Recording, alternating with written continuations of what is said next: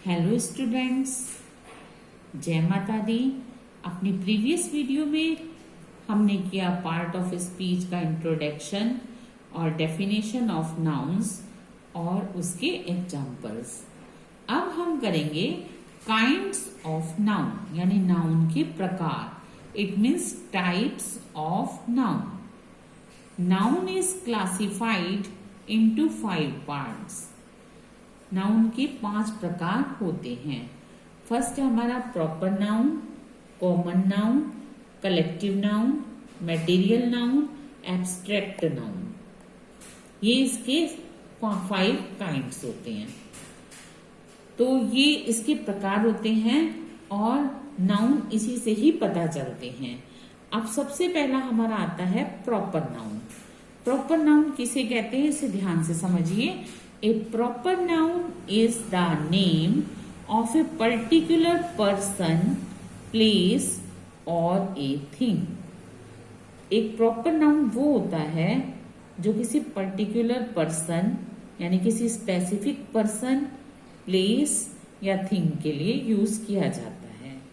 For example, the red fort, Delhi, Ashoka, king Ashoka, the Ramayana, ये हमारी धार्मिक बुक है। ये सब प्रॉपर नाउन होते हैं। प्रॉपर नाउन को इस तरह से डिफाइन किया जाता है। नेक्स्ट आता है हमारा common noun. A common noun is the name that can be given to every person, animal, place और thing of the same class और काइंड। प्रॉपर नाउन जो होता है वो किसी पर्टिकुलर पर्सन के लिए होता है, स्पेसिफिक पर्सन के लिए होता है। लेकिन कॉमन नाउन ऐसा होता है जो किसी स्पेसिफिक पर्सन के लिए नहीं होता बल्कि कॉमन होता है। फॉर एग्जाम्पल, अब देखो जैसे मैंने आपको यहाँ बताया पर्सन, एनिमल, प्लेस और थिंग। तो पर्सन हमारे हो गए बॉय, गर्ल, टीचर, डॉक्टर।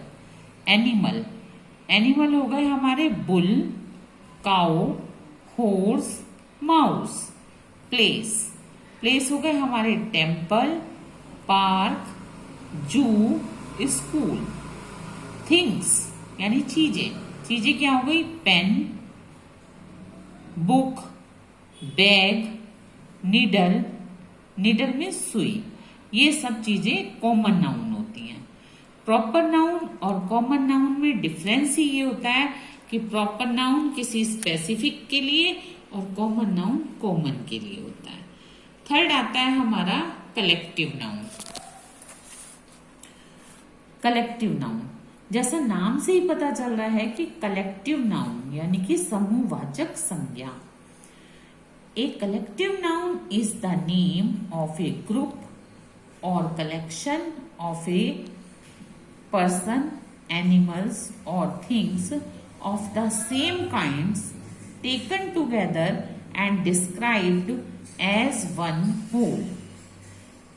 नाम से क्लियर हो चुका कि ये समूहवाचक संज्ञा है।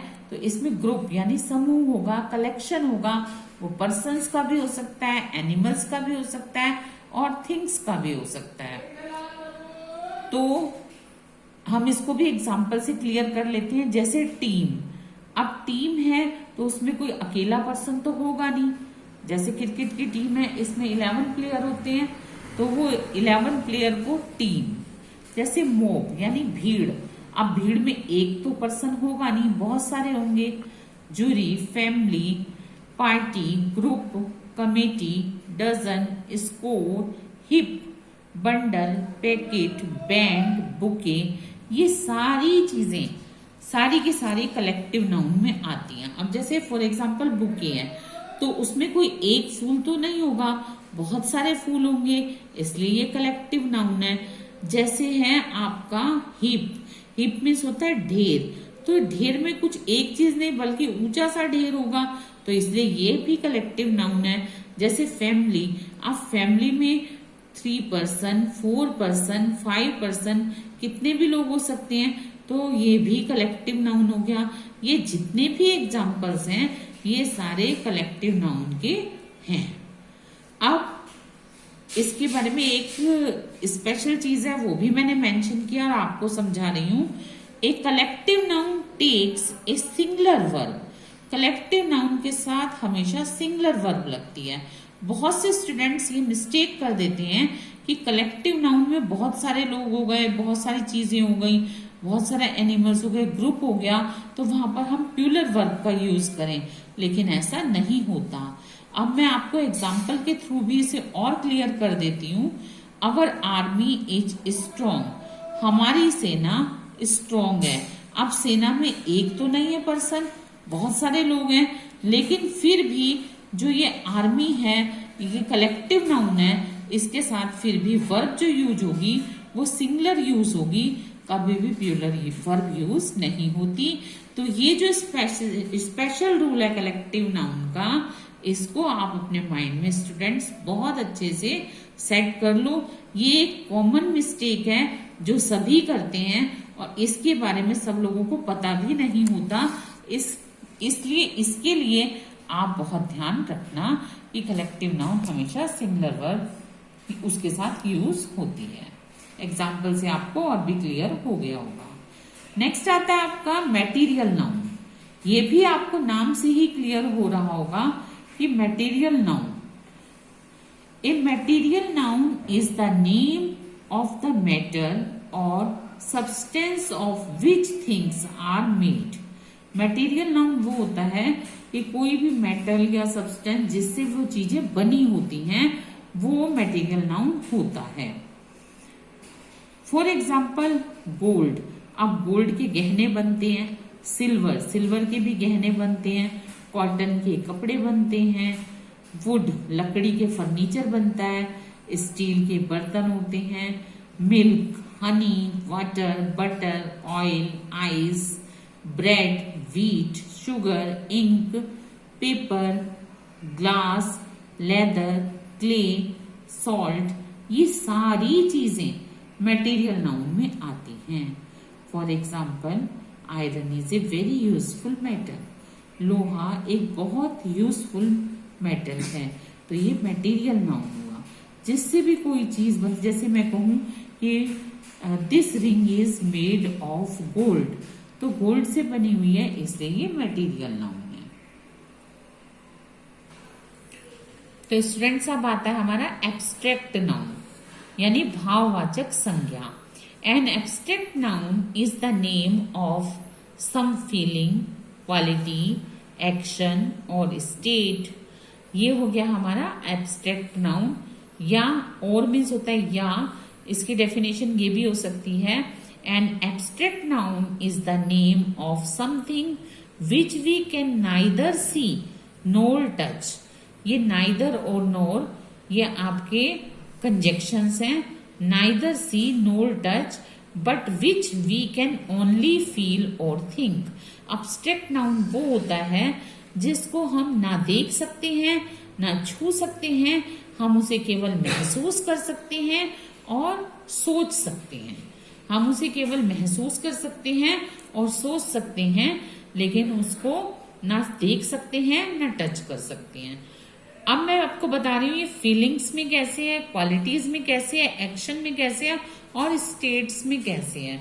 फीलिंग्स जॉय यानी खुशी की फीलिंग होती है, क्वालिटी हमारी ऑनेस्टी यानी ईमानदारी, एक्शन लाफ्टर और स्टेट बॉयहुड। फिर फीलिंग में हमारा ग्रीफ, फिर हमारी फीलिंग हो गई ग्रीफ, ब्रेवरी, एंगर और स्लिप। ये मैंने आपको ऊपर मेंशन कर दी किस किस के अंतर्गत आएगा, ये मैंने आपको मेंशन कर दी। सोरो, goodness, love, sickness, fear, wisdom, revenge यानी बदला और डेथ। डेथ आएगा स्टेट में, रिवेंज आएगा आपका एक्शन में, विजडम आएगा क्वालिटी में और फियर आएगा फीलिंग में। तो ये सारा क्लियर हो गया। अब हम चलते हैं इसकी प्रैक्टिस पे। अब फॉर एग्जाम्पल आपको मैं एग्जाम्पल के थ्रू और ज्यादा क्लियर करना चाहती हूँ। जैसे है द आर्मी फॉर ब्रेवरी। अब आर्मी कलेक्टिव नाउन है क्योंकि आर्मी में बहुत सारे लोग होते हैं, इसलिए ये कलेक्टिव नाउन है। अब आ गया ब्रेवरी। तो ब्रेवरी जो है ये क्वालिटी है। क्वालिटी किसकी? एब्स्ट्रैक्ट नाउन की, तो इसलिए ये एब्स्ट्रैक्ट नाउन है। यदि आपके पास ये सेंटेंस आ जाता है द आर्मी फॉर ब्रेवरी, तो आर्मी के नीचे अंडरलाइन करके आप इसे बताएंगे कि ये कलेक्टिव नाउन है और ब्रेवरी जो है आपका एब्स्ट्रैक्ट नाउन है। नेक्स्ट है blankets are made of wool. Wool यानी ऊन, तो ऊन से कंबल बने हुए हैं, इसलिए ये मटेरियल नाउन है। Next houses in Jaipur are built of marble and stone. Jaipur में जो हाउसेज हैं वो मार्बल और पत्थरों के बने होते हैं। सबसे पहले जयपुर जो है वो प्रॉपर नाउन हो गया, क्योंकि जयपुर मैंने आपको बताया था स्पेसिफिक चीज जो होती है, प्लेस होता है, वो प्रॉपर नाउन होता है और ये कैपिटल लेटर में होता है। प्रॉपर नाउन कैपिटल लेटर में होता है, जी हमारा कैपिटल में है, तो ये प्रॉपर नाउन हो गया।